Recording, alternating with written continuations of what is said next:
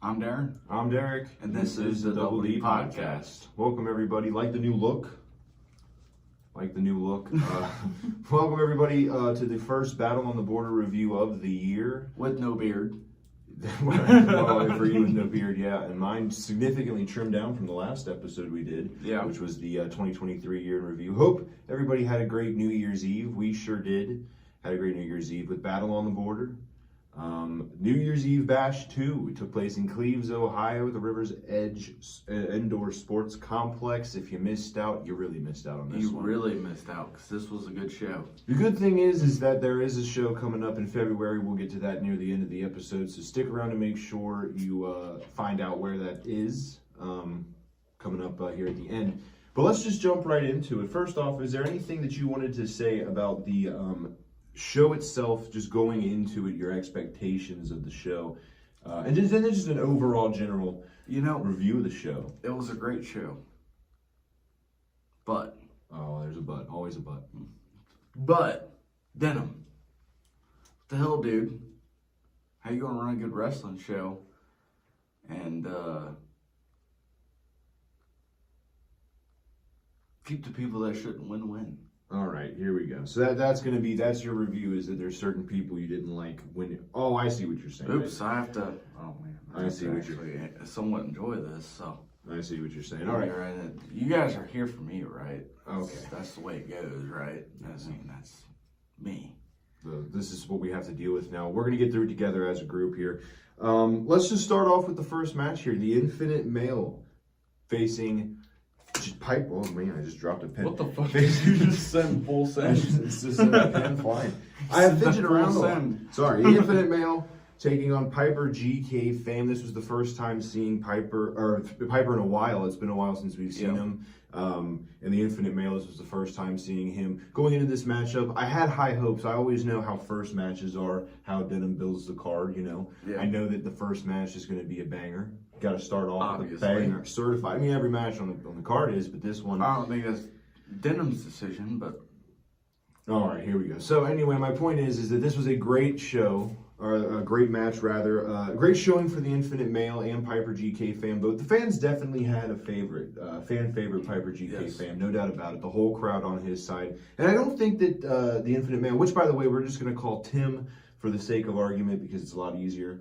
I don't think he liked it so much that I wouldn't have either. In his debut, to my knowledge, at Battle on the Border, he was severely outnumbered because we talked about it before. The crowd definitely adds an extra level of inspiration for wrestlers. Oh, 100%. This was a great match, though, back and forth. And first time seeing Tim was, we had our eyes on him. We don't, our opinions don't really mean too much, but.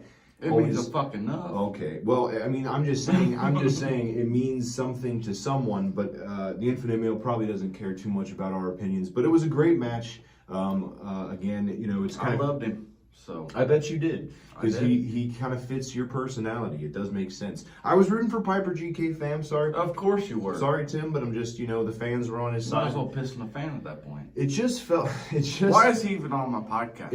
It just felt like. I really want to know why he's on my podcast. It felt like it was supposed. This should be the Darren podcast. It felt like it was supposed to be his match. The fans were on his side. Unfortunately, though, Tim did get the victory. What's the fans matter? Well, I mean, nothing really, I guess. They ain't mattered for us. All the ones that come and view our little shit don't know how to hit the fucking like button. So. Well, they don't know how to hit the like button, that is for sure. But it doesn't matter. The point is, the Infinite Male did get the victory, and with a zero gravity division that's, because that kind of seems to be the way he's fitting into the roster a little bit. I have to say good luck to him. Good luck to him? Why is that? Because he's got a pretty big challenger. There's a lot of people on the zero gravity division, but it seems like he fits right into it, and so did Piper GK Fam. So I hope to see him back, the Infinite Male. Though this was a great match to start off with. It always is a good first match. Excited to see what happens in the future for these guys, and who knows where it'll go. Do you have any predictions for where this is going to go for Tim specifically? I think he's going to challenge it, and he's not going to win. You don't think he's going to beat Justin Xavier for the title if he retains in the main event of the show? You don't think that he would beat him in the future? Maybe. Maybe. Oh, you just haven't seen enough yet. You don't. Justin Xavier's he's got a lot. which I hate to say, but he's just got a lot. That says something coming from you. At least an attitude change. I gotta say. He's got a lot going for him, and he's very talented, and I don't know, he's got a lot. Well, we'll see. I mean, there's a lot of people in the division left for Tim to look at. You know, I mean, like I said, you have someone like Avery Hertz. You have Jaden Jett. You have Justin Xavier, the champion. Well, you know, Jaden Jett's going to obviously go for the championship again eventually. If he can. We'll see. I mean, he has the main event tonight in this show, so we'll see. Great match, though, to start off. Oh, yeah. Fantastic match. I will give you that. It was. Second match was one of your personal favorites. Actually, is your favorite, I think, group in Battle on the Border. That would be Casey Clay representing Kickdoor Promotions. Oh, yeah. I've had to hear the Kickdoor theme song for the past several weeks. You want me to play it again? He'll just randomly send me like the link to it, and I have to listen to it. And listen, as much as I love Kickdoor Promotions, as much as I can, because I got a sticker on my car. You do. You have a sticker on your car. That is true. Well, I mean, listen, I don't like their tactics. What tactics? Wrestling? You call it wrestling, I call it other. Listen, there's a lot of outside. Listen, I mean, patata. Every time one of the Kickdoor Promotions people come to the ring, it's always the whole group. It's never one-on-one. Oh, we'll prove it later on. It's a great. But this match was great. It was Casey Clay and the debuting Bashley Bones, I believe. As she advertises, the most gorgeous girl in wrestling.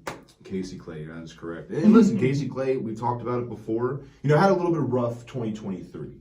We talk about 2023. I thought she had pretty good Casey Clay. Well, yeah, she had some good matches, but there was a lot of losses coming into it. You know, there was some losses to Super Oprah. There was some tough times for Kickdoor. I mean, it was a tough time for Kickdoor Promotions. Super Oprah's a big beep. There was a big.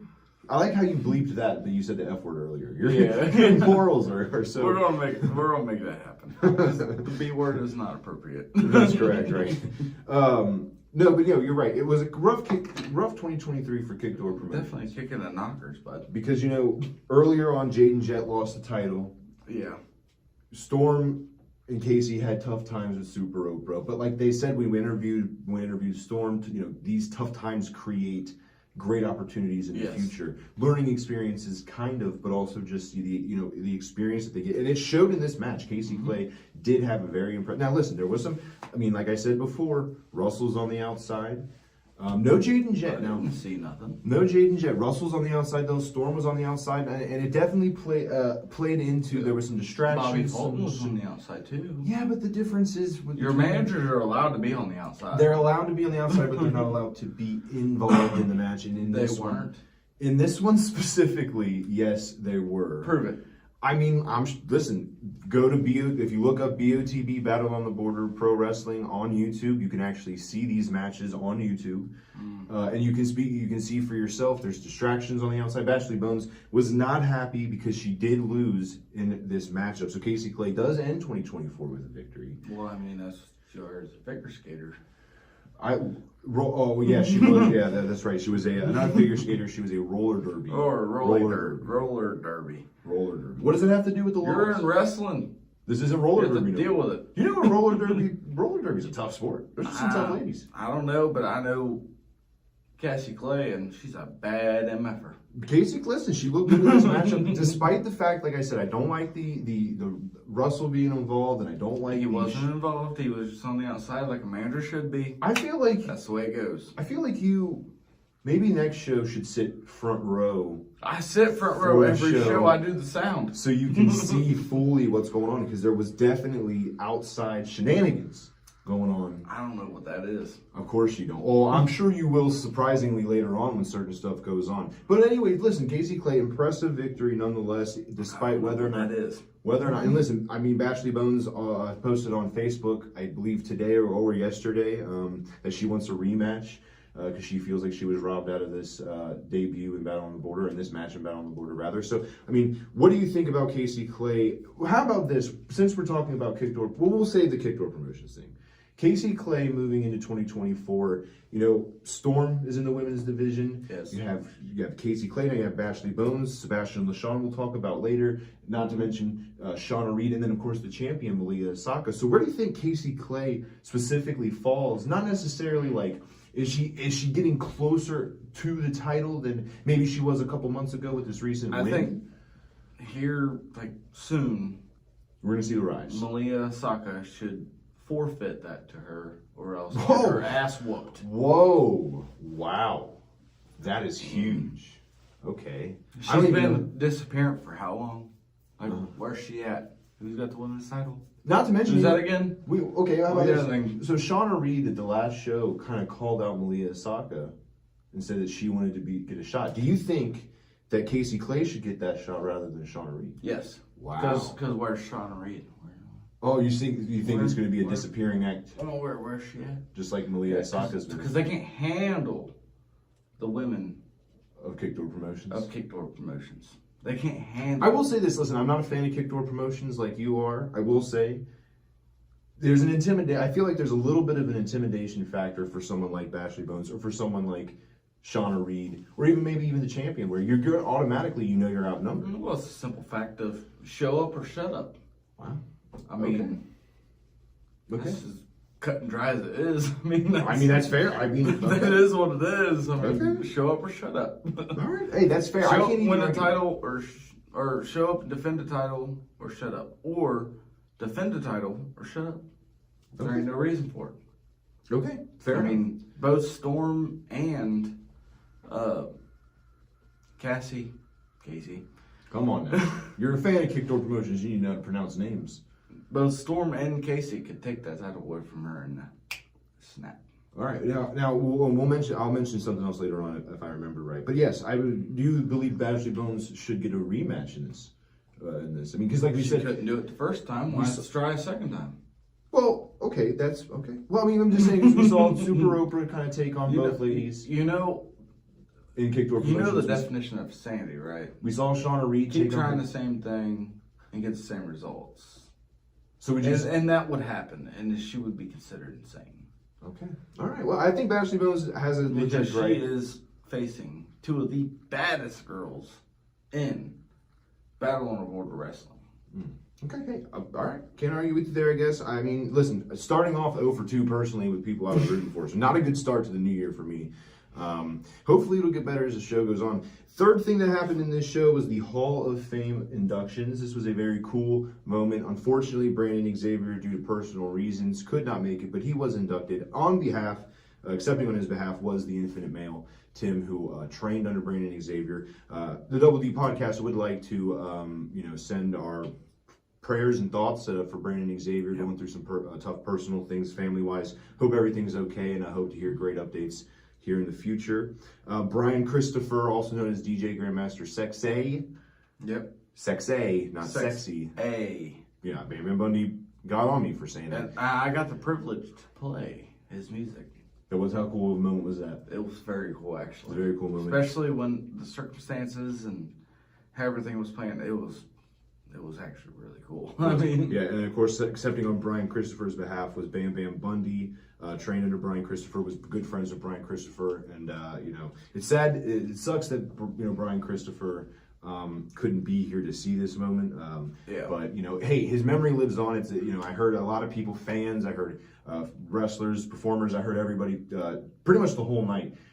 Sharing Brian Christopher memories if they had him, even if it was just something as simple as watching him on TV or if they knew him. I heard a lot of really great stories. Also, remember the little like speech type deal. Yeah. And Bam Bam Bundy was having a hard time. Yeah, he was a little emotional with the music, and yeah, he said he hadn't heard that in a long time. So well, and it was. I mean, I thought that was pretty cool. I mean, yeah. You can see how much it meant to Bam Bam Bundy to have that honor, and it's very cool to see. So, I mean, listen, the Battle on the Border Hall of Fame is loaded. It has a lot of great names. Oh, in it. yes. And Rob Conway was in the ring. Bobby Fulton was in the ring. Shane Douglas was in the ring. Those are 3 living legends of wrestling. Yep. You add in Brian Christopher now. You have Denham's brothers who are in there as well. I mean, you have a lot of great people That's one thing that I will say is that this Hall of Fame is really the Hall of Fame of great people. Oh, 100%. Within Battle on the Border space. I mean, Battle on the Border probably wouldn't be a thing without them. Absolutely. I mean, like, not speaking ill upon Denham, even though he knows how I feel. He does. Battle on the Border without these said people wouldn't like be a thing as they are. Absolutely. I mean, you have brothers for the inspiration, and then you have wrestlers to carry that inspiration on. Absolutely. Which is awesome. And before we announce who the third member was who was inducted, because that was a big shock to everybody as well. That was amazing. There was a little bit of a heated moment inside of the ring. Inside of the ring at that moment was Bam Bam Bundy, as we said, and Lucky P, who was his manager. And also in there was Bobby Fulton, who was going to be managing Paxton Calloway later. And after the emotional induction, Bam Bam Bundy realized that he was in the ring with Bobby Fulton and took that opportunity to say, Paxton, let's get out here right now. Let's do it right now. He said that there's going to be a new champion. Denham, you shouldn't have brought me back. I'm taking this company over. This is my belt. I mean, how did you feel about that being Bam Bam Bundy? Only a coward would interrupt a Hall of Fame to start a wrestling match. So you're not on Bam Bam Bundy's side on this one? No, I am. But Bobby Fulton started it. Oh, you're saying that Bobby Fulton Only a coward would start a situation like that. That's true, because he did yell Paxton, get out here. That's true. Okay, Only so you're calling a Bobby coward Fulton would start that. Wow. That is just completely disrespectful to do that in the midst of a Hall of Fame induction. To jump right into that instead of let's wrestle. I think you're taking it a little. I understand kind of where you're coming from, but Bam Bam Bundy did start it. He was the one that mentioned it, that said, I'm going to take over this. Like, this They could have had their thing, and then one of them said, let's go. Like, so you think Bobby we'll do it later. So you think Bam Bam Bundy was just doing what he was supposed to, or yes. You think Bobby Fulton took it too far? I mean, put yourself in his shoes. Would you approach him if you were there? Would I have approached Bam Bam Bundy? No, would you approach? Well, if I was Bam Bam Bundy, yes. would I have approached? Well, I get what you're saying there. Yeah. But no, I wouldn't have, because I'm a bigger person. I would love to see you say that to him. I'm not. I didn't mean it that way. I meant that would be funny. I would laugh my ass off to see that. It just wasn't the time or place. You're putting all the blame on Bobby Fulton. Well, Bobby Fulton was going to carry it on. They at least share the blame. He said, "Bring him out here." Like he did. Well. Did Bam Bam Bundy say let's wrestle? No. He said tonight, right? He said later. Tonight, yeah, okay. Exactly. So what's the point of saying let's do it right now when you knew what was going to happen later? Bobby was calling his bluff. Yeah, well. Do you think if Paxton Calloway would have come out from the back, do you think that that match would have started right then and there? No. Do you think Bam Bam Bundy? I think Bam Bam Bundy is a bigger man to say no. Okay. And figuratively, because he's actually a littler man, but still would have said no. Technically speaking, yeah, you're right. He is. Well, Paxton's 7 foot tall. I mean, he's up here. Okay, yeah, I get what you're saying. He would put his head through your ceiling. It's a very interesting mental gymnastics you're doing there with this. But if you were there, you have your own opinions. If not, you can also again check that out. Link below to Battle on the Border's YouTube channel. And am I in there yet? Or in what? Your fucking link tree. You are in the links down below. Yes, you are. I fucking better be. You are. I'm gonna check after. You are. You checked all that? Check this video. It's on there. All right. So the third member of the Hall of Fame that was announced. So all that drama was going on, and the third member that was announced was none other than Brenda Glack, and that is Mama Denham is in the Hall of Fame. I gotta give it up. We all know and we all love Mama Denham. Absolutely. She is the ticket master. Literally. She controls all the tickets that come into your show. And honestly, she's the greatest person I've ever met. She really is, and I was going to say that for sure. This is one of the most, all of the people in the Hall of Fame, as we just mentioned, are deserving, but she is definitely deserving. 100%. Listen, we try not to get super personal on the show, but we started with Battle on the Border when we went to our first ever show. Yeah. We didn't know at that moment that we would be here almost 2 years later, almost 2 years to the day. And when we bought the tickets, it was from Denham's mom. Yeah, we didn't know at that moment, and she's helped us in every single way she could. She's helped out on the border before we were here, since, and in the future.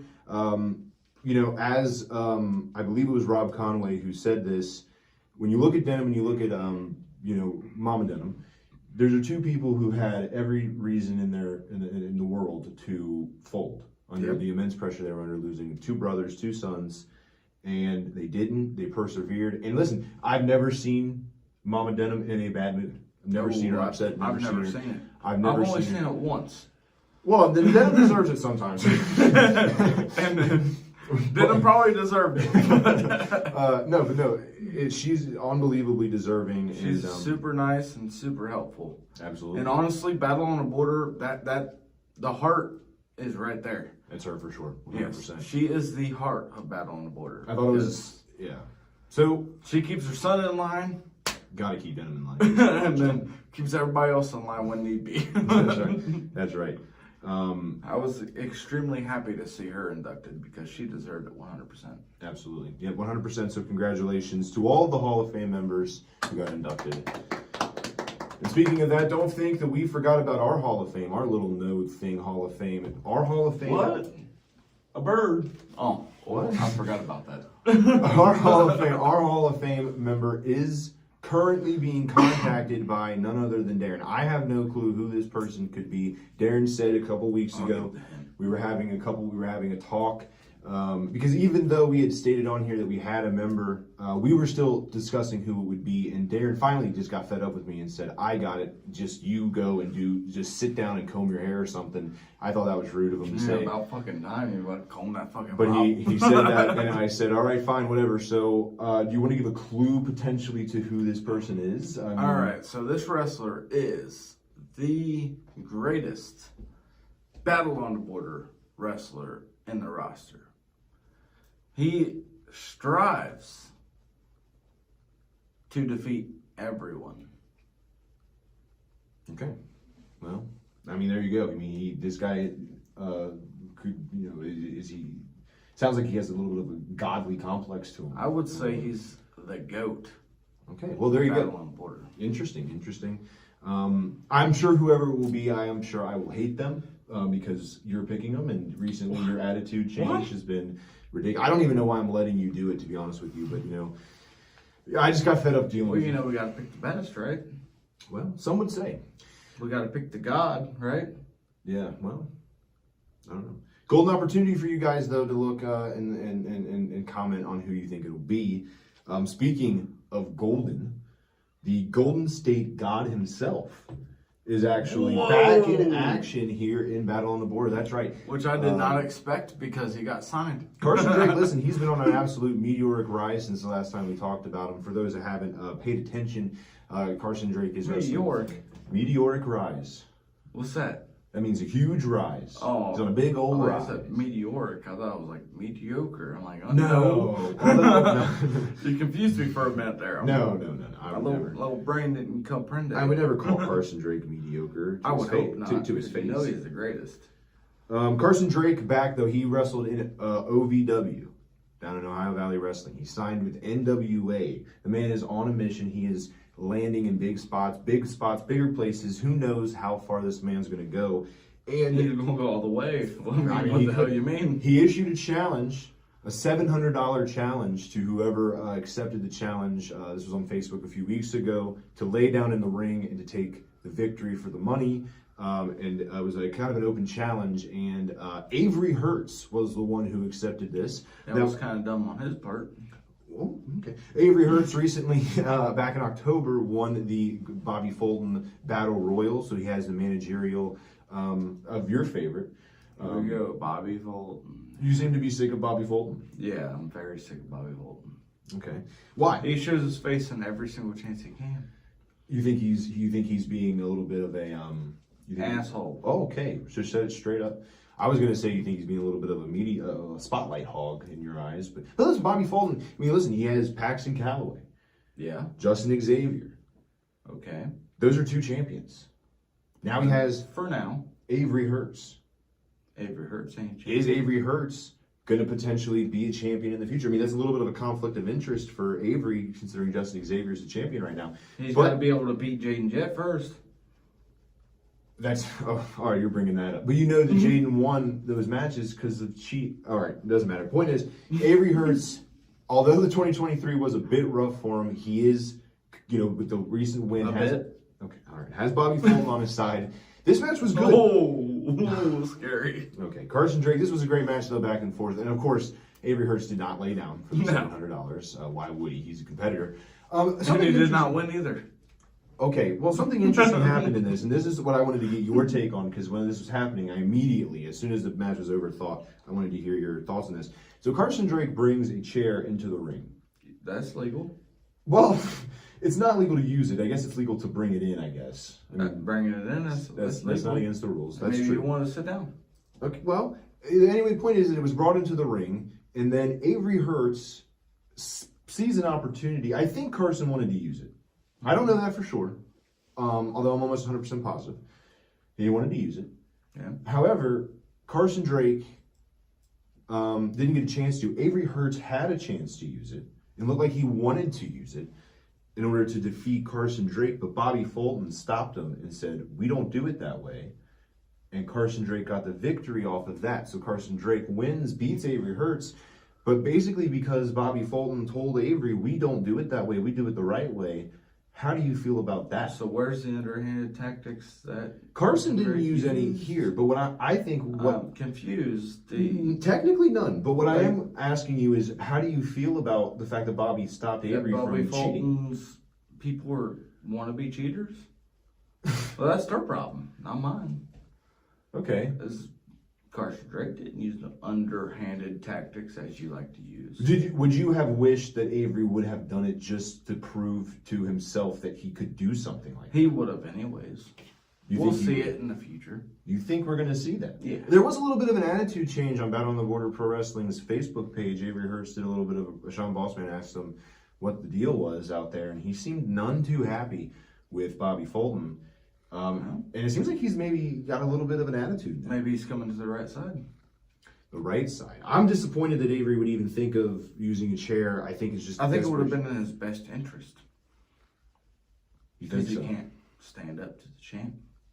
Well, there's no champ. Oh, you're saying Jaden Jett from last year. No, the fact that he can't stand up to the Golden State God, Carson Bartholomew fucking Drake. I don't think that's his middle name. I don't think that's part of it. I think Bartholomew is it? Bartholomew is. I don't think the other one was. That's what I said. There was an F word in there. Oh, that one. Oh, yeah. Well, he would agree, I'm sure. So, I mean, it's great to see Carson Drake back. It's amazing to see Carson Drake back. I guess so. It's whatever. I don't really see I don't get it. I mean, I literally own a shirt that says I hate Carson Drake. I want to get one that says I love Carson Drake. I bet you do. It's unbelievable. But unfortunately, it's not in the store. This time last year, you were calling Carson Drake all the names in the book. And now all of a sudden you're just this huge fan of his. And you know what? What's funny is I think that Carson Drake is kind of, because you started kind of showing this a couple months ago, where you were starting to kind of show respect to Carson, and now all of a sudden you're rooting for everyone that you hated just a couple months ago. Prove it. Should roll the footage. Editor, no, I'm just kidding. Don't do that. Get busy. I'm not gonna make you do that. But I just think it's interesting. What do you think the future is, though? Carson Drake. Hopefully we see him back. He's a busy man. It's great to see him back. I guess I don't like it, but whatever. Avery Hurts. So, what do you think the future is for Avery Hurts and Bobby Fulton? Because that already seems like a match made in heaven. It should have been. And now it looks like it's in trouble in paradise. I feel like Avery Hurts is going to decide to make the right decision. And what does that mean to you? What is that? What do you think that encapsulates? Because if you're asking me the right decision, I think he needs to understand that Bobby Fulton's a legend and that people who are under his tutelage are champions. Semi-legend. I think he needs join David Barnes Spector. Wow. Okay, that's a huge. Make the right turn. So you just think because that's Bobby Fulton's mortal enemy? No, I just think that's the best manager in Battle on the Border to date. Wow, even more so than Russell? Yep. Wow, Russell. Sorry, Russ. I guess he's not as big of a fan of kick door as we thought. Maybe you should get a David. I like kick door, but get David Barnabas Spector sticker on your car. I mean, I will if he sells them. Well, all right, interesting Is stuff. He selling them? I don't know. You'd have to ask him. He doesn't like insectoids, though, so you're already screwed. You're out. I'm not an insectoid because I agree with him. Y'all motherfuckers are insectoids. Okay, well, listen, I mean, it's interesting to see how 2024 goes here with Avery Hurts and Bobby Fulton because, I mean, like I said, should have been a huge moment here for Avery Hurts, but not so, I guess. Semi-hype moment. Moving on to the next match. This was a match that we had a lot of interest in over the past year, almost to the date, actually. I think it is to the date, a year exactly. We have seen the masked men run absolutely wild in Battle on the Border at every single moment, attacking Denham, attacking Sergeant Ledbetter. You know, I was accused of being in trouble then. You were? Yeah. Yeah, you were. That is true. Well, Tapke. That's true. Mike Tapke did. I'm keeping my eye on you. I don't affiliate myself with the masked men. But you're other than I do root for them. And that's Denham, despicable. Ledbetter, and the mystery person got what they deserved. Well, this is you kind of spoiled it there a little bit. That's okay. I said mystery person. You did. No, you're good. So this was supposed to be a 2-on-3 match, which is unfair. Which completely. Well, you're okay with it being unfair, and this is because there was. I mean, Denham and Ledbetter were taking on 3 masked guys. They were willing to take on 3 masked guys. Well, yeah, but you just don't want Denham. You unfair. think it was a built-in excuse? Yeah. You think Denham already had that excuse in the back of his mind, like, it's 2v3, yeah, that kind of thing. Screw you, dude. Sorry. Well, I mean, sorry. I gotta cool down here. We've had each other's throats for the last couple weeks over this one. Sorry. All right. I'm back in. All right. Now, so Denham and Ledbetter. Denham and Ledbetter, made this challenge. It was supposed to be against 3 masked men. Masked men never show up with. They never follow the rules, and there was 4 of them, and none of them were even Amos. So now we're up to 5 specific people who have donned masks at some point. So that's now at least confirmed 5 people, including Amos. 4 masked men who we don't know. And of course, when Denham saw this, he came from the back and he said, absolutely not happening. We're not doing 2v4. We were willing to do 3, but 4, we're not stupid. It's because he's scared? It's not because he's scared, it's because he knows. I mean, 2v3 is already tough to overcome. They can't handle it. Would you take on 3 people? If I was as big as him and Ledbetter, yeah. I don't understand. I mean, the masked men are like this. Him and Ledbetter are like this. Some of them, there were some big masked guys there. I mean, yeah, the masked guys have been in the past, have been a little small. But there was a couple. There was 2 smaller ones and there was 2 bigger ones. That shows the amount of terrified they were.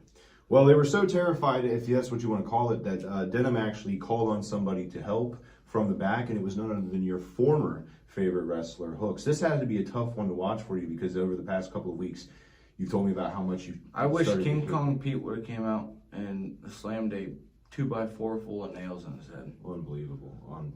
Well, so he can. So instead of changing to like a normal wrestler, he could stay in hardcore. Mm-hmm. But I mean, as of right now, I mean, he's just a wrestler. Well, despite that, Denham and Ledbetter did recruit the likes of Hooks, who is that evened the playing field up pretty nicely there. I'd say now 3 still on it's 3v4, but with Hooks and Ledbetter, like you said, 2 massive dudes having Denham's back. That's huge. And it did there was a tough moment to watch because Hooks still doesn't trust Ledbetter after Ledbetter turned his back on Hooks. Yeah, fuck Ledbetter. Wow, okay. Wow. I mean, okay. I mean, there's no mincing words. It's so tough for me to when you're just so candid, just that's your opinion. I mean, you just don't even. How are you supposed to, how? Like, I'm not even a huge fan of Hooks anymore. But how are you supposed to be so damn gullible that you can trust a person that turned their back on you? Well, they did for this match, and this match was a street fight. It went all over the place. It was tough to watch everything that was going on. You're being pulled in literally 4 different directions. There's people going everywhere. It was tough to watch everything, but it was a great match. It did end in the ring with one of the masked guys getting slammed onto a group full of chairs rather, and the masked men lost. I mean, I'm sure you were very upset. You really weren't super talkative the rest of the night. How did this make you? I mean, the masked men losing. This was a great moment for everyone else in Battle on the Border besides you. Well, I mean, only cheaters can win. Cheers! It was a street fight. It was completely legal. Everything was legal. Prove what? It was a street fight. It was completely legal. Everything was legal. There was nothing illegal. Well, then the masked guys should have brought a couple more masked guys. Where we at, guys? Where we at? Where we? Or where are they at, guys? He just said we. I'm telling you, we're getting. How do you know they're all guys? We don't know anything about them. They, women, men. Really, it is. I mean, we don't know. I mean, we don't know. You're right. You don't know how many masked people there are. We truly don't. I mean, you don't know how many masked people is going to take over Battle on the Border. Well, preferably 10, but we'll see. We will see, won't we? I mean, they will see. 10. Listen, I don't know how many there are, but what I do know is that 4 of them lost on Sunday, the 31st. Great way to end the new year, or the old year, rather. Terrible way to end the new year. Great way to ring in the new year for us. Although it was sort of short-lived, were celebrating, but while they were celebrating, Amos, the cowardly Amos, came out of nowhere with a chair in tow and hit denim hooks. All of them with Amos the Great. Listen, he is a coward. Because he's so damn magical, you won't even see him. The last 2 times that we've seen this man, he has been so cowardly that he has come out after post-match, after his goons have been beat up. While the last time we saw him, it was before he unmasked himself, but it was before someone else was about to be unmasked. He is cowardly. He shows up at the end of after everything's done, and then lays out what seemingly was a challenge to Hooks for the hardcore title. Well, you can't say that Denim didn't deserve it. No, I absolutely. This is his company. He's defending his company. He deserved every bit of it. Every bit of what exactly? Amos coming out the way he did. I mean, the masked men made Denim watch as Hooks. One of his, somebody he said he trusts, one of his friends, get hit with chair. You just get hit repeatedly with a chair and just get beaten on the ground, and you just think that's okay. Yeah. Well, we'll see where this goes. I mean, I don't know where this goes from here, but it does seem like potentially a little bit of a challenge was laid out by Amos for that hardcore title. Is a 5-on-5 a thing? We can make it a thing if it. I'm sure it has to happen. It could happen. I mean, well, I mean, I don't know, but I just know this. I do know that if Amos thinks he's just going to be able to walk into a match with Hooks and take that hardcore title from him, he's got another thing coming. I'll tell you that right now. Yeah, we'll see. I mean, I just think it's gonna be tough, man. I just don't. Hooks is one of the toughest competitors in Battle on the Border. Hardcore champion for a while now. I've seen people go against him that was a little tougher. Okay, well, now we'll see what goes on. You remember King Kong Pete and Hooks' last match in Morrow, right? Mm-hmm. I do. It was a goddamn bloodbath. It was.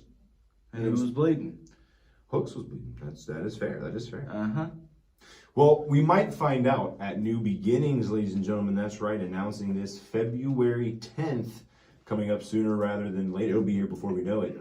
February 10th, New Beginnings takes place in Morrow, Ohio. Yep. Very excited for that. More details to come at the end of it. But that will be there. There will be a hardcore tournament as well in that matchup. Did you want to, where you look? He's just taking my notebook. We're at number 6. Is what we're going to be talking about next. Cool.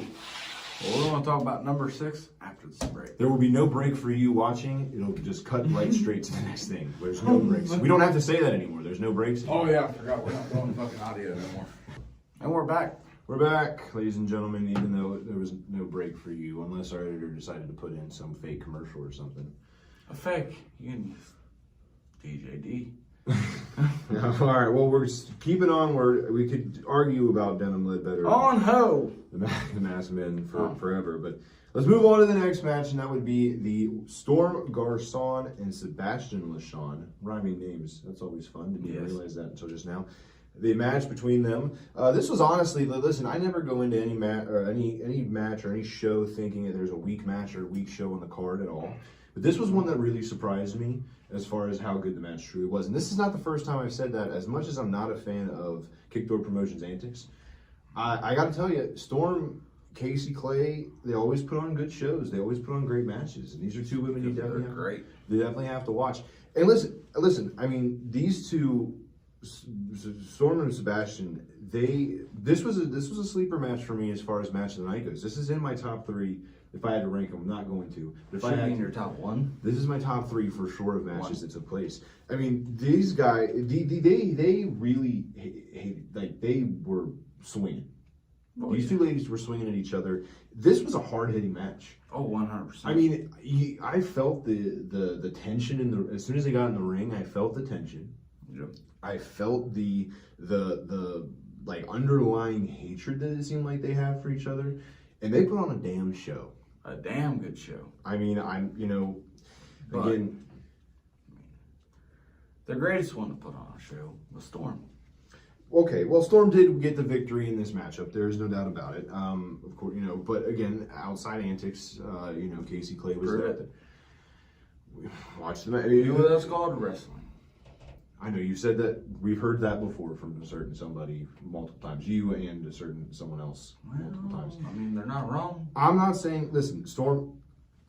You got the, and that's why I said earlier. When you look at Casey Clay and you look at Storm Garcon, two ladies who early 2023 was not necessarily kind to them when it came to the win and loss column, but they definitely turned some heads. They definitely turned some eyes. They definitely got some eyes on them as far as like, holy, these ladies, they can fight.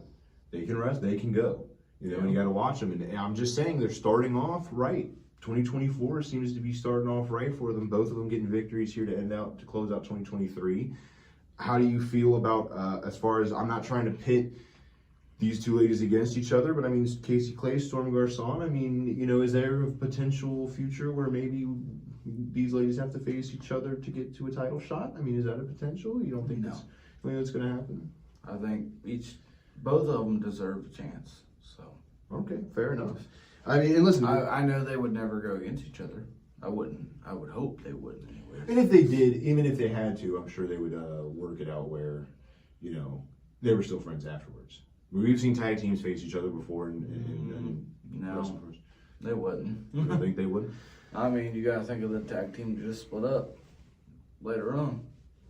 I mean, that's true. That is a good point. That is a good point. I mean, listen, the sky's the limit as far as it goes for Storm Garcon and Casey Clay. And listen, I mean, again, 2023 rough for them, but I think that they could easily be women's champion in Battle on the Border at any point this year. And listen, Sebastian LeShawn, she put on a great match as well. I mean, I first time watching her wrestle, super impressed. Yeah. I mean, again, opinions mean what our opinions mean what to people, but I mean, I think that it's. Well, your opinion means nothing to people. Okay, wow. But all right, well, I mean, I thought Sebastian LeShawn looked very good in this match, and I hope that this is not the last time that we see Sebastian LeShawn Battle on the Border. We probably won't, but. Do you think a rematch between these two potentially? I hope she knows that she is facing some of the best women's wrestling. In wrestling. Fair enough. So fair enough. I mean, I can't argue. I just, she has a great chance to not win. Just say that much. Sebastian LeShawn has a great chance to not win, is that what you're saying? I disagree. I think if you have this match 10 times out of 10, I think 5 times it goes to Storm, 5 times it goes to Sebastian. Same with Casey Clay and Bashley Bones. I think 5 times each competitor gets a victory. And like I said, Sebastian LeShawn and Bashley Bones both are two people who could potentially see a really great future here in Battle on the Border. But I will give credit to the devil when it's due. There is no such thing as the devil. Russell Actafull Bland has got these ladies on a winning track. And I'm sure you're loving it. He's the best damn manager in fucking Battle on I'm the just Border. saying it's kind of easily when there's some underhanded tactics going on. That's all I'm saying. You're outnumbered every time. That's wrestling. Every time. I'm not making What excuses. underhanded tactics are you possibly talking about? I'm just saying there's distractions of referees going on. Okay, Casey Clay got involved in this Also, match. if you look at somebody funny, it's all of a sudden distracting. You know what I'm talking about. You know for a fact what I'm talking about. Listen, Bullshit. Don't start slamming the tables down. Bullshit. You break this table. Damn, I'm about to drop my deal. Don't drop the dew. Point is, this was a great matchup. Honestly, like I said, I don't ever think the match is going to be bad. I did not think that at all. I didn't overlook this match. However, it did go from being a match that I was like, okay, this is going to be good, to being, this is a top 3 matchup. And to the fans out there, if there was any fans out there who didn't get to see this matchup, who were there, maybe there were concessions or whatever.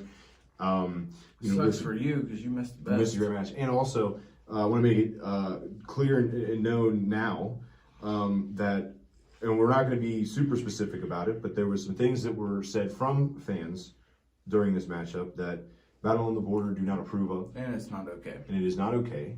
And if you're saying that shit, you shouldn't be there. The next time that it happens, it will be handled. I'll kick you out. I don't care.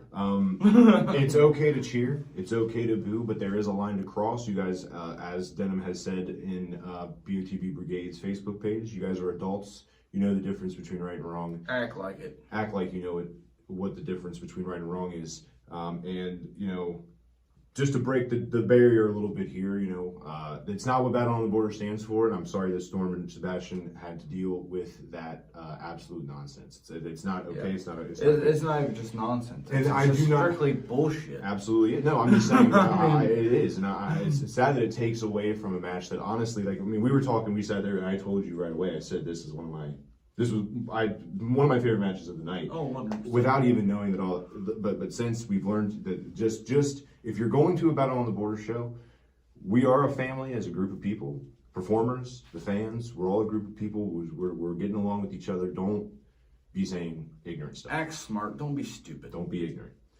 Just wanted to get that out of the way. Stupid is another word for ignorant. I do not. It is, and I don't want to take that away from how great of a match this was, because it truly was one of my favorite matches of the night. And I hope both of these ladies show back up in Battle on the Border with. I mean, listen, Sebastian could easily be, you know, seeing herself in a title match. And so she can beat Storm. Okay, so could Storm. Listen, I just wanted to say that, though, get that out of the way. Let's move on, though, to the World Heavyweight title match. That's right, the World Heavyweight title match isn't even the main event. It's what's it called? The heavyweight title is not not vacant. It's vacant. That's right, correct. If you, according to Cage Match Wrestling, the world title is vacant. And it's not vacant. It's not vacant. There's an actual person that has it. Who has it? That is Paxton Calloway, of course, with Bobby Fulton on his side, and taking on Bam Bam Bundy, the challenger, with Lucky P by his side. Now, of course, I like this. The greatest wrestler of all time, and the best manager. I mean, listen. One of the best managers. First time for us seeing Bam Bam Bundy. And I enjoyed every single bit of it. It was a great match, but I do think that there is a certain thing in this that happened in this matchup that you had a huge problem with when we were sitting there. During this matchup, at some point, Lucky P's briefcase that he has with him may have made contact with the head of Paxton Calloway, or of Bam Bam Bundy, rather. So Lucky P's briefcase misfired, hit the wrong person, hit Bam Bam Bundy. Yeah. And because of that, Paxton Calloway got a victory. Now, if it's me personally, I look at this and I say that this is wrestling, right? I mean, that's how I've heard it be used in the past, that this is wrestling, stuff like this can happen. You looked at it a little bit different. You were very upset. And you wanted a restart, and you were hollering and very upset about this. Well, I mean, it was bullshit. But it's wrestling. Prove it. Prove. Last thing I've seen that is wrestling is wrestling. That's not wrestling. How? Okay, but so when it benefits you, it's wrestling. But when it doesn't benefit you and the person you're rooting for, it's not wrestling. I don't know what you're talking about. Controversial finish here, but in my opinion, I'm just saying, because I talked to you. Why about is somebody wrestling. gotta be a cheater? There was, see, that's what I was wanting you to say, because now I can back you into corners in the future. You said this is cheating. Why does somebody have to be a cheater? How is this cheating necessary? They can't just win it on their own. Paxton Calloway got the victory on his own. He defended the title successfully, by the way. I don't know if I mentioned that. Paxton Calloway got the victory here on his own. But there's no Lucky besides P on the outside, I'll tell you that right now. And Lucky P did not win, so. Well, and rightfully so. Listen, Bam Bam Bundy was the one that got hit with the briefcase, and there was that was purely his fault. That was miscommunication between the two. How was that? That Lucky P, I believe, hit him with the belt, hit him with the briefcase. That wasn't Bobby Fulton who hit him. It wasn't Paxton Calloway who hit him, from what I remember. They set him up. Well, that sounds like Lucky P's problem. Maybe get better with your aim. Either way. I think Bobby Fulton pushed him. The title, oh my God, here we go. The excuses. Either way, the title's not vacant. Was never vacant. No, it's not vacant. It was Unfortunately, the wrong person has it, but it's not vacant. No, the right person has it. Paxton Calloway. defended his title The successfully. wrong person has Got it. the It's not victory. bacon.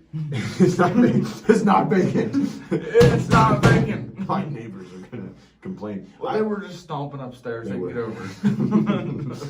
No, this was a great match, but I just wanted to hear your opinion on it because of things you've said, and I was waiting for this to happen. Great matchup, though. Excited to see Paxton Calloway. Listen, do you think Paxton Calloway is going to continue his reign throughout the entire year? No. You don't think so? There's no chance. Do you have any idea of who could? You just think he's going to lose at some point? He's going to lose to a person. Okay. Well, I mean, Bam Bam Bundy had a chance, and listen, Bam Bam Bundy. It's to a person that currently holds a tag team championship. Interesting. We'll get to that later, I assume. But this was a great. Well, I'll tell you right now.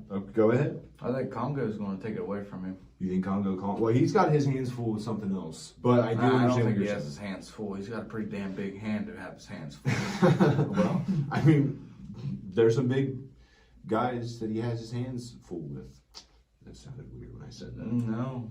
That sounded weird. I think when I said that. two of the biggest guys is him and his tag team partner. Well, we'll get to that in a minute. But Paxton Calloway did retain his title, thankfully. Bam Bam Bundy did Unfortunately. not take control of the company like he was saying earlier. And He I probably think should have. It would have been a way better. he let his emotions get to him earlier on and in this matchup, and that's what cost him the matchup. Again, would have been way better. Do you hope to see Bam Bam Bundy in the future here in Battle? 100%. Big fan now. Big support. Yes. Okay. I mean, listen, we've interviewed him. Go check out the interview with Bam Bam Bundy. It's the best interview we've ever done. It is an interview that we did. He made The fun of best me quite a bit, and he, Yeah, well, yeah. he liked you, which shows what kind of person You got hair. I do have hair. Yeah, I'm Like a not. girl. Okay, well, all right, that's enough of this. We're moving on. Brandon Day and Shane Douglas have been at each other's Don't throats even get me started on that old man. for close to Are a you year. freaking kidding me? For close to a year now. He thinks he can handle Brandon Day? Since New Beginnings last He year, ought to retire by now. when Shane Douglas was put into the Hall of Fame, Brandon Day gave a great emotional speech and then turned on him later on that night. And since then, they've been at As each other's deserved. throats. And they have had hardcore matches. They've had I would hardly say that's hardcore. cage matches. They've had everything. And it all culminated in what could potentially be considered one of the most dangerous match types in all of professional Well, wrestling. yeah, for the old dude. And that is a dog collar match. For those that don't know what a dog collar match is, those are when a dog collar is attached to the two people. So they can't run, they can't hide from each other. They're attached by a dog chain. Now, I mean, of course, that opens up a world of possibilities. Hanging. I mean, yeah, we've seen that before. Or an old man not able to control himself and gets his neck broke. we've seen anything could happen in these matches. Just remember, emphasis, old man. Listen, you Just saying. keep saying things like that, but listen, I mean, this is a match that I think going into this, I was super hyped about, of course, but I think it plays into Shane Douglas's hand, ECW legend, plays into his hand a little bit because of the experience. The but legend. right, you're is saying the term that. you're agreeing with Brandon Day saying that he's past his Yes. prime and that he needs to 100%. be put out to pasture, essentially. Yes. Well, this match may do it. This is a match type that could do it. And this was a great match. Now, when it started out, it seemed like Shane Douglas was smart. He played a little bit of mind games. He let Brandon Day get the dog collar on first. He showed that he was like, I don't want to put He it was on. scared. No, it was mind games. He wasn't scared to put it on. He looked pretty damn scared to me. No, he said, I don't want to put it on. And then when the opportune time, he yanked it, hurting Brandon Day's neck, and he got immediate control of the matchup. Once the dog collar finally got put on, a little bit of struggle there. You couldn't do it without it. But he got it put on, and they went at it. And let me tell you something, it was a great match. I mean, it was just as hardcore as you would think with these two.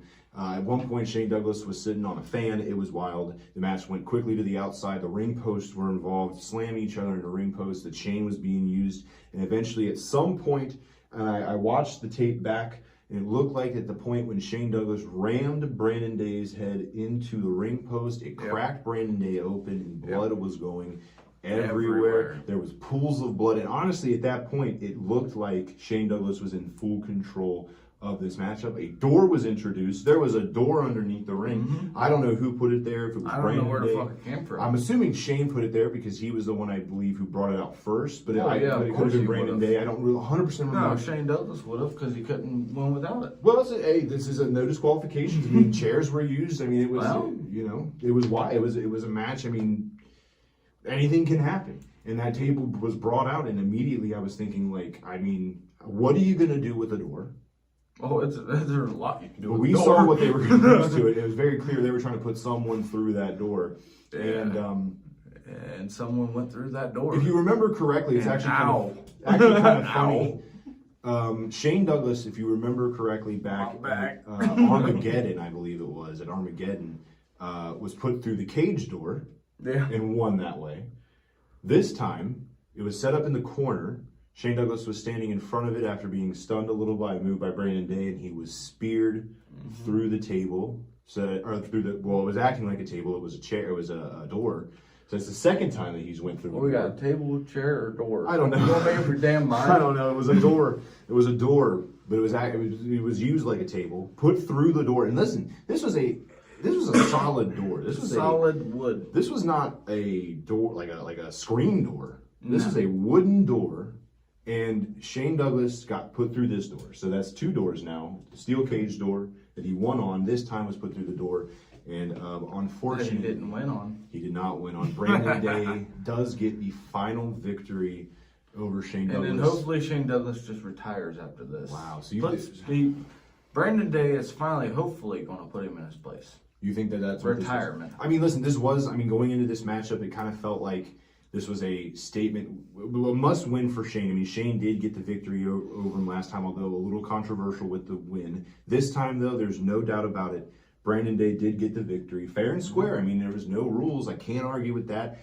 Brandon Day, though, beating Shane Douglas does feel, I hate to say it, but it does feel like a sort of passing of the torch. There should be. Brandon Day, though, I mean, listen, I think he came into this matchup kind of emulating Shane Douglas. He had the same hairstyle as Shane Douglas. He was bowing to him after he won. Bowed to him after he won. This was, from the beginning, I think. I think it's Shane Douglas' time to retire. Brandon Day, I think, came from this. I mean, it's easy to look at it, what happened back with the attack and all that stuff. It's easy to look at this and say, well, Brandon Day was jealous or hated Shane Douglas, but I don't think that's it at all. I actually think that this was truly, because of that bowing after, he wanted Shane Douglas to be the old Shane Douglas, and he became the old Shane Douglas. He made Brandon Day bleed. He almost won this matchup. It looked good for him for a good period of this time, of this match. I mean, he brought the old Shane Douglas out, which is what he wanted, but Brandon Day did get the victory. Now, I don't know what that means for Shane. You think it means retirement. I don't think Shane's going to go down this easy. I think now that this is going to reignite Shane, I think he's going to refocus. He's going to, recenter himself, and he's going to come back, because now that fire's lit. I think that fire is going to get He's too old to be reignited. That fire and that flame has went out.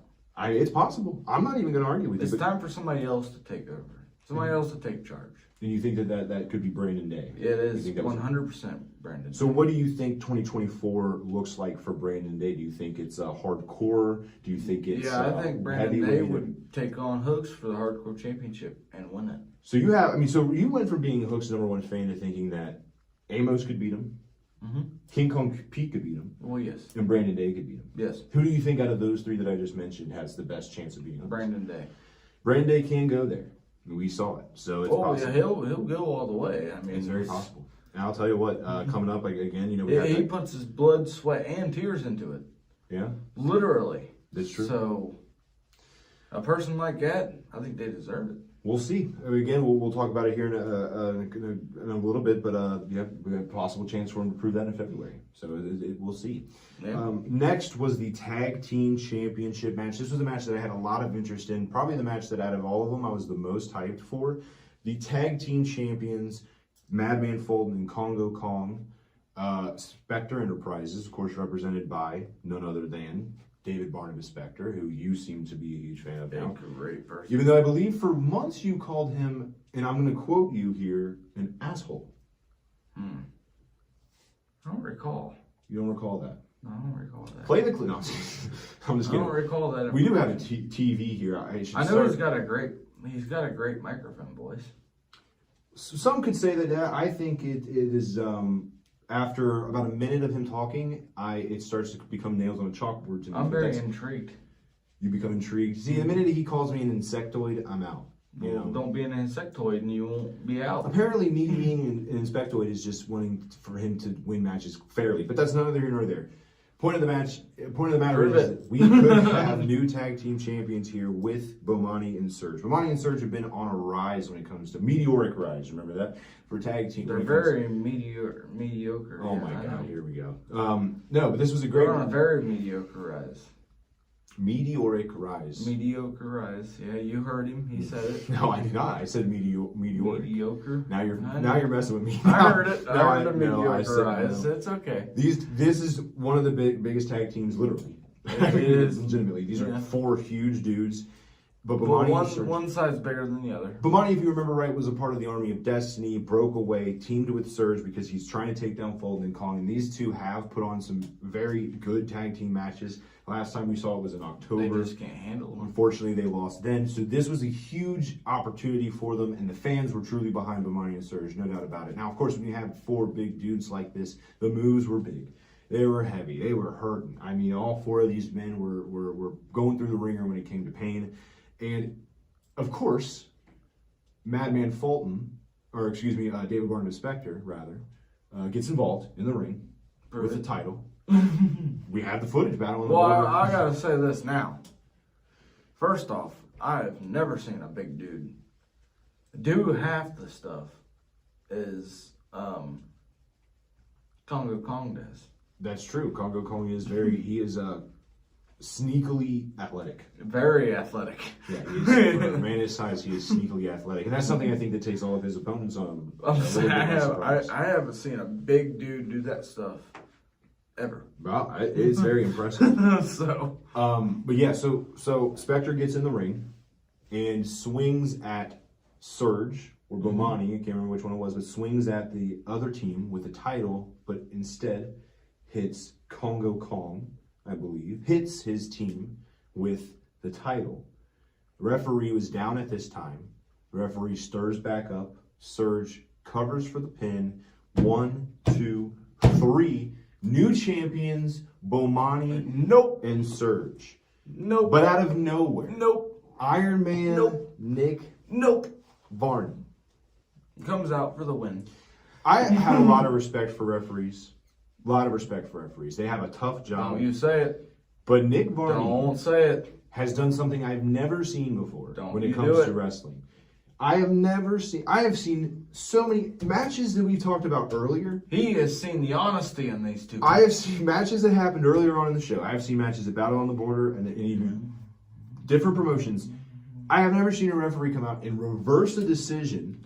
Well, when it meant I get it's a tag team, and listen, I love the honesty by the referee. However, I would be able to say, okay, fine, there was an errant shot that David Barnabas Spector hit one of his teammates with, so I could, okay, fine.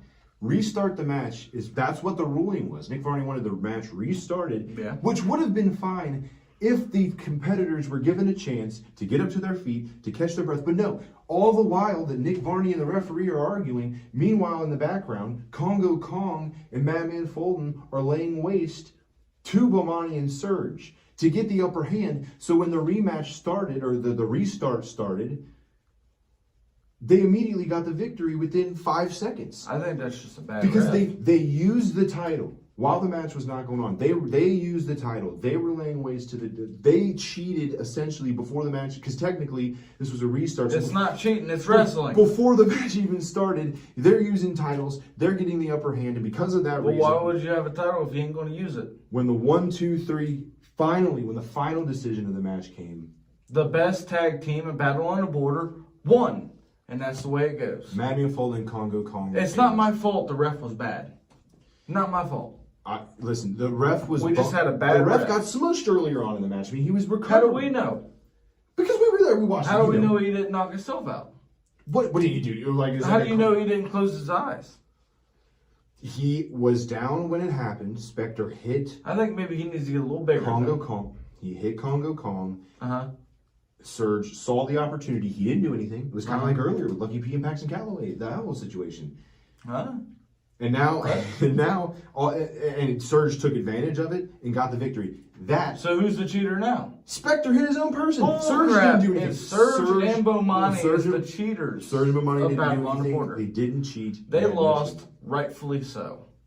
Well, I disagree, but when it comes down to it, at the end of the day, yes, they did lose. The victory Rightfully so. is Fulton and Kong's, and they are still your tag team champions. Now, I personally do not think that this is the end when it comes to this. I do believe we're going to see a match in the future between these four for the tag team titles again.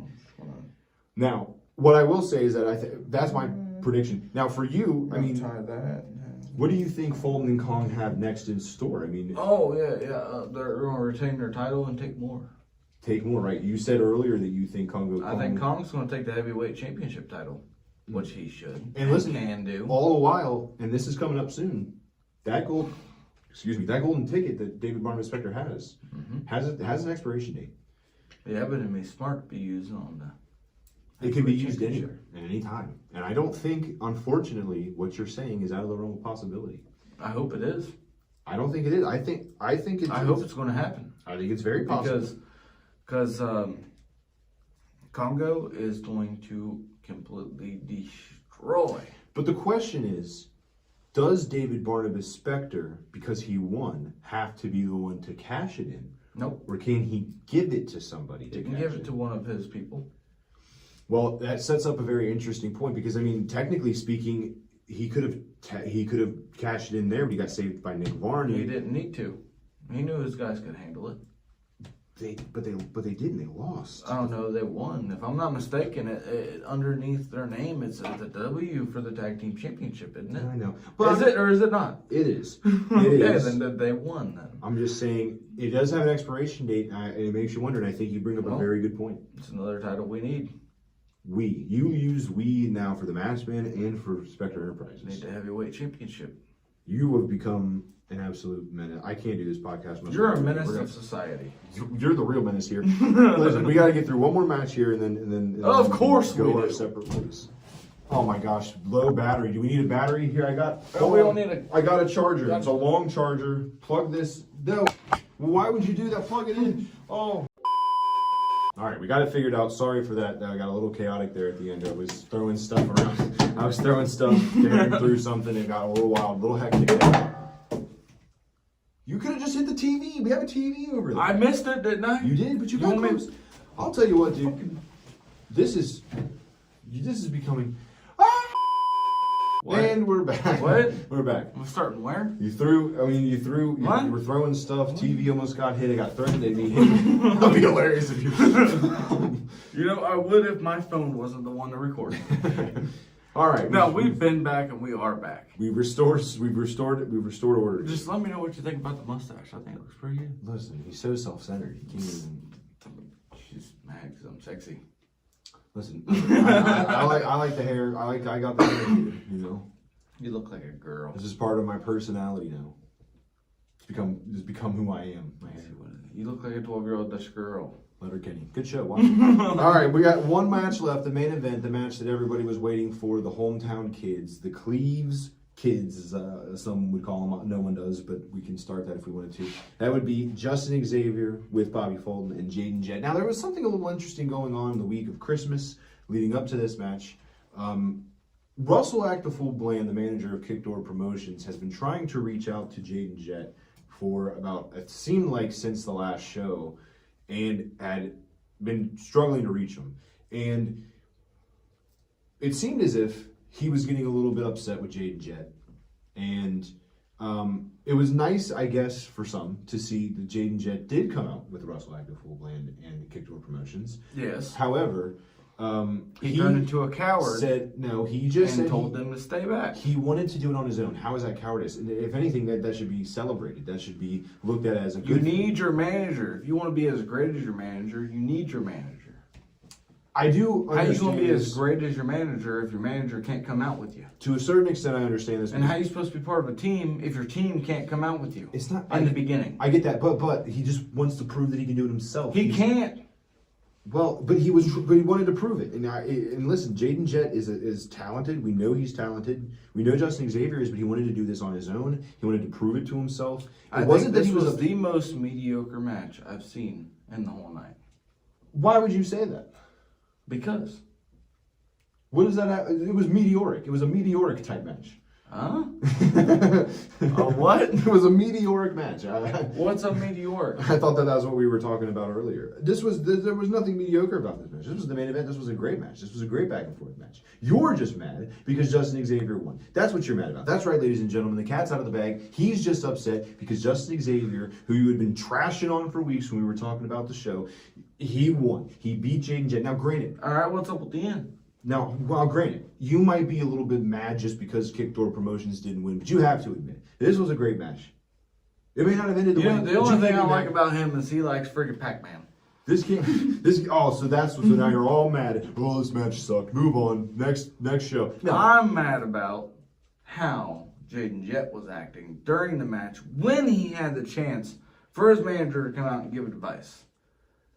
He turned them down. He would do more than give advice. He wanted to prove he could do this. All the things I said earlier about the match with Casey Clay had with Bashley Bones, the Stormer Saunders Sebastian LaShawn match, all of the outside interference, all the shenanigans, he didn't want that to win it. Listen, we talked about it on the podcast when you weren't a fan. And what did you say? You said that Jaden Jett couldn't do it by himself. You said that Jaden Jett was a coward. You would call them all these things. He was trying to prove to us that he could do it by himself, and he didn't. Well, maybe he is a fucking coward. Maybe he proved me right. Well, he cannot do anything for himself. He needs to not take his pride, throw it in a trash can, and either take Russell's advice or just never come back. Well, either way, this was a great match. It was a great... And I hope he's not part of Russell's group again. Well, we're going to get to that in a second. It was a great match. Absolutely great. Don't listen to Darren with this mediocre stuff. He's just mad because I don't even know what that word means. He had been talking weeks about how Jaden was going to wipe the floor with Justin. He's just mad. Don't let him lie to you. It's fine. Mm-hmm. Now, after this match... That says a guy that still got a beard. And make it clear, by the way, that Russell did go out there. And did, by the way, give Jaden the chance. He threw the bat into the ring. Exactly what I've been saying the whole night about Russell and how he acts and the outside shenanigans. And Jaden turned it down. I didn't see it. Of course. I didn't see it back at thrown in. That's very. I seen a man coming out and giving him advice. And he turned him down. And the advice was use this bat to get the victory? No, I just seen him come out and give him advice, and he turned him down and turned him Jaden Jett had the opportunity to cheat, and he didn't. And I'm proud that he didn't. He's the better man. He's bigger than Russell. Russell wants to cheat. I thought you were a big dude for Avery, and him and Avery ain't got good. I'm upset. I said earlier I was upset at how Avery was acting, about him wanting to cheat to win. I don't like cheating to win. I'm now Mr. By the Book all of a sudden. It's not cheating. You were Mr. By the Book. Wrestling is what Shout it is. Out It's wrestling. But okay, fine. I'll take Gaston LaRue's book and smack you in the head with it. God damn it, I may have struggled to say his name, but damn. All right. But here's the point. So Justin does get the victory, retains his title, retains his zero gravity title. See how upset he is. Good luck. Okay. All right. Whatever. Now, after the match, Russell didn't even give Pac-Man a chance to celebrate. No chance to celebrate. He immediately got in the ring and made the moment about himself because that's what Kickdoor Promotions is good at. That's what they're best at. He got in the ring and he said, listen, your action, basically, sum up. It wasn't word for word, but basically something along the lines of, our group, we do this, we're a family, we do this together. You need to get your act together, Jaden. And because of that reason, I'm bringing in somebody that you know well, somebody that you used to tag with, one of us. Mm-hmm. And out came none other than Big Jake Shepard returning.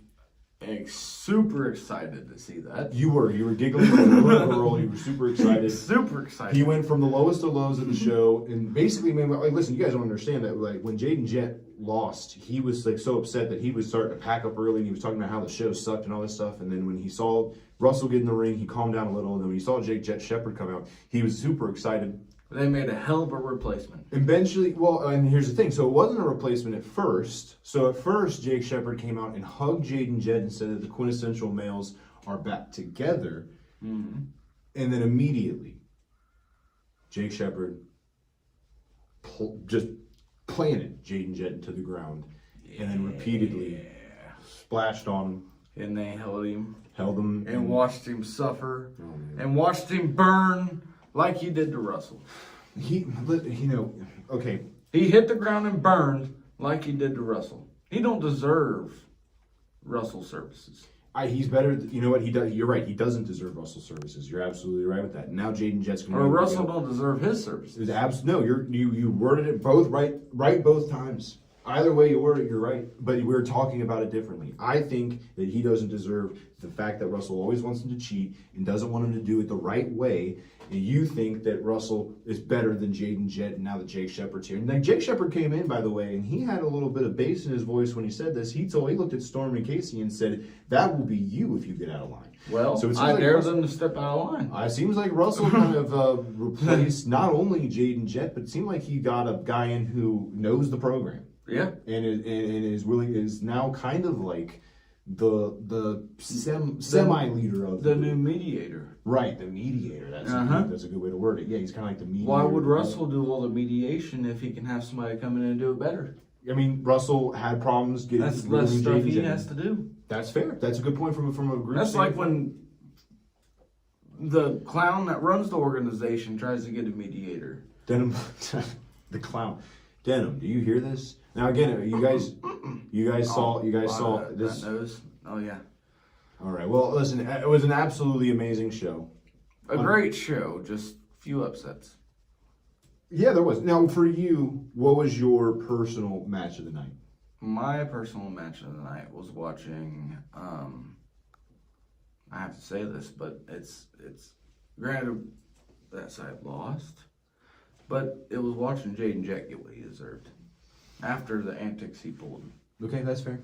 That's fair. I enjoyed every bit of that end of the match. I bet you did. I bet you did. It was fun. For me, I mean, I'm again kind of with you, Brandon Day and Shane Douglas. Although my side was not necessarily the victor in this, who I was rooting for was not the victor. It was a great match. It's a match that I think I've probably thought about the most since. And I'm very excited to see what the future of Brandon Day and Shane Douglas holds. But listen, there was not a single match on this card that wasn't worth it. This was worth the price of admission, and honestly, you got more than what the price of admission would be. You got one. The fact that you got to see Spectre is more than what admission is. So okay. There you go. You got that privilege. Enjoy it. Some call it privilege, some call it punishment. I've never seen it as a punishment. I bet you. What do we got next? Sorry. Will you make yourself useful? I'm trying. I'm sorry. I'm trying to remember. We got the.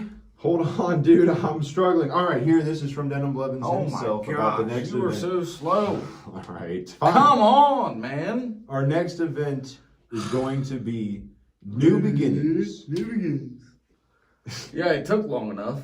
New Beginnings. It'll be Saturday, February 10th in Morrow, Ohio at the Morrow Arts Center. We know it. We love it. It's a great time. And it's going to be Brandon Blevins Invitational Hardcore Tournament. Similar to last year, this event will feature 4 top competitors with 2 semifinal matches, and the finals being the main event. The fact you had to read that is sad. No. Because I had it memorized.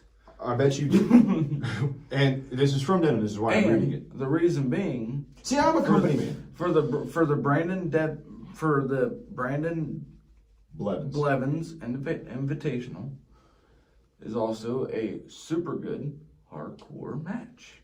There's a lot. Yes, there's a hardcore tournament going on. Because he was a very big hardcore fan. Huge hardcore fan. Yes, he was. That is absolutely true. And because of that... So, company man, continue reading.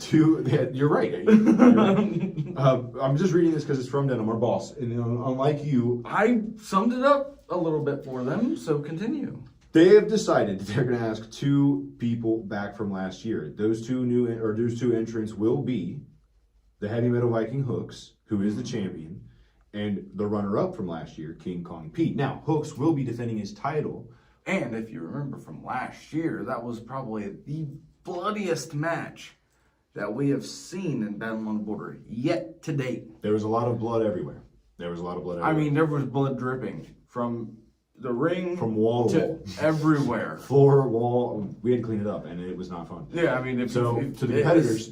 Usually, last year it was the bloodiest match we have ever seen in history of the Double D podcast being part of Battle on the Border. Yeah, we've heard. I don't know if prior, but yeah, we've heard of stories today. before, but for us, this was definitely one. So there's 4. Who do you think the other 2 could possibly be? Anybody you want to see? I'm just going to say, I think Brandon Day and Amos are probably people you. I want to see Brandon Day get in there with Hooks.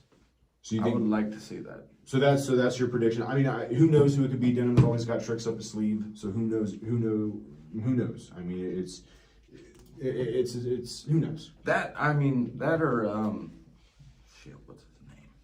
Aaron Gunn. Yeah, Aaron Gunn would be an awesome person. Aaron Gunn, because that was very entertaining. It was awesome. Aaron Gunn wasn't a Girl Scout, and he actually brought light tubes. He did bring light tubes. If I saw a Girl Scout, Aaron rhymes with Darren, so I mean that's pretty cool too. Yeah, wow, so cool. If I saw a Girl Scout with light tubes, I'd be scared. Yeah. You said he was no Girl Scout. If I saw a Girl Scout, I don't care who it is. If they bring Hooks brought light tubes? No, but he did use that weapon that you made for him. That actually, he didn't go hooks on it. Yeah, but there's blood on it. He didn't use it, and the blood that's on it is from Hooks. That's true. And who hit Hooks with that weapon? That would have been Bomani. Exactly. Oh, how times have changed. And then he turned into a Girl Scout. All right, that's enough. I would like to see you say that to Hooks. I want some cookies. Well, ladies and gentlemen, that's going to be it for our review. So make sure Saturday, February 10th, Moore, Ohio. It's going to be there. It's going to be a great time. It's going to be a fantastic time. Make sure you're there. We'll have more information as we go about that. Also, if you stuck with us this long, next episode is going to be a great one, ladies and gentlemen. We have an interview that we are super excited about. Do you want to tell them who the interview is going to be, or do you want me to? I'll do the honors. I'm just watching a video. What video? You're looking at a picture right now. A video. What video? A video. What video? There's no video playing behind us. Yeah. This is a screen. No, it's a video. I don't see no video. Whatever you watch. I'd be looking around. It's a video. Oh, I'm sorry. There's a video. There's a video he's watching. You don't know what video it is? No, how am I supposed to know what video it is? It's the tag team going against each other. Oh my gosh. You don't watch that video? Okay, no. Watching it? I don't want to watch that. It's a pretty good video. I bet you do. Okay. You didn't want to see the video? Our next interview. What, you ain't watching TV now? Are you allergic? Our next interview is going to be pretty good. Our next interview is going to be with one of those people who were in the tag team title match. I'm watching it right now. And that will be none other than Eric Da Bomb Surge. Now, Darren, I'm going to let you know that it's just Eric Surge, but Eric Surge, you're going to have to keep the same energy that you have right now with him. I mean, I know we do these over the phone, but I would like to see you say this to his face. Again. Or over the phone. What am I watching right now? You're watching the tag team champions. Mm-hmm. Which I don't know why you want to watch it again, but I mean... Because we know who's going to win. We know who can handle it. We know who we know who won already. Unfortunately, Surge ain't got it. Well, I hope you say that to Surge next week. I will. I'll say it right to this mother frickin' phone. Oh, nice self-censor like that. Otherwise, I'd say it to his mother frickin' face. All right. Well, ladies and gentlemen, thank you guys for watching. I hope you enjoyed. Make sure you leave a like. And don't forget, if you love me, add my snap. Darren1134567889. Go ahead and carry on. Like, comment. Because I told him he could.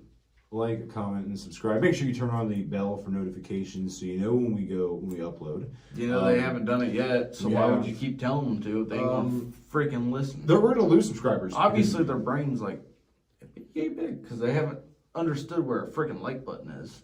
Like, comment, and subscribe. Like to prove this guy wrong. Like to prove this guy wrong. Because if you like...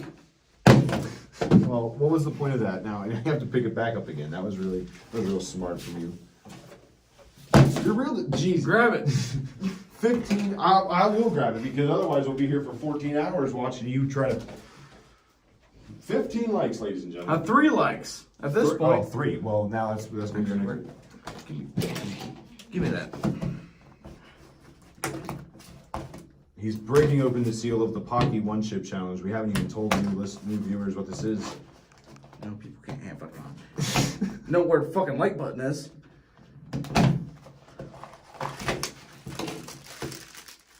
There it is. It's sealed.